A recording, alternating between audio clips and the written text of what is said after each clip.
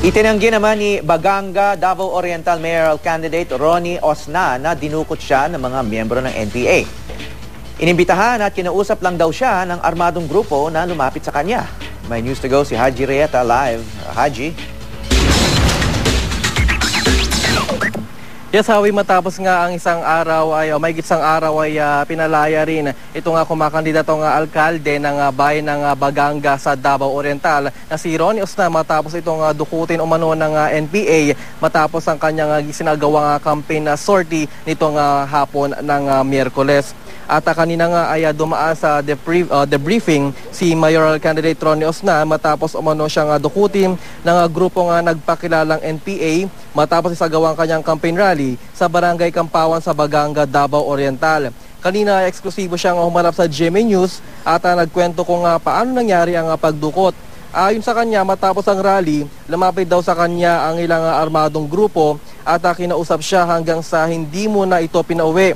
Kasama niya nga nadukot ang isang pastor na kasama sa pangangampanya. Pero agad din namang pinalaya ang kasama nitong pastor. Pero ayon kay Osnan, hindi naman daw siya dinukot ng NPA, kundi inimbitahan lang daw siya at kinausap kung bakit siya tumatakbo sa pagkalkalde ng Baganga.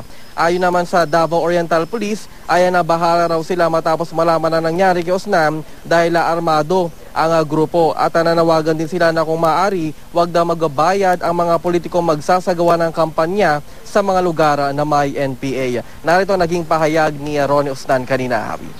Wala namang kidnap na nangyari. At saka purely friendly invitation lang na magkipag-usap. O hindi naman na harassment or whatever. Wala dapat sila pag-worry sa akin dahil hindi man ako masamang tao. So pag hindi ka masamang tao, siguro nandun talaga palagi yung Panginoon na protektahan ka. After yung campaign sortie niya, yung nilapitan siya ng isang tao na parang may gustong kumausap sa kanya medyo sa distansyang lugar. Totally, he was advised by our PNP security personnel na not to go.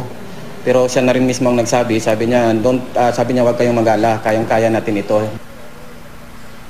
Hawi, sa ngayon nga ay uwi muna ng Davao City itong si Ronnie Osnan upang makapiling ang kanyang pamilya dahil naroon ngayon ang kanyang pamilya doon. At pakiusap ng mga pulis, Hawi, ay sana makipag-coordinate itong mga tumatakbong kandidato para sa iba't ibang posisyon ng lokal na pamahalaan nga dito sa Davao Oriental na makipag-ugnayan sa kanila kung magkakaroon man sila ng mga campaign rally sa iba't ibang lugar, lalo na sa mga infested na lalo na sa may mga presence nga ng NPA dito sa Davao Oriental. At yan muna pinakalites mula dito, balik sa Hawi.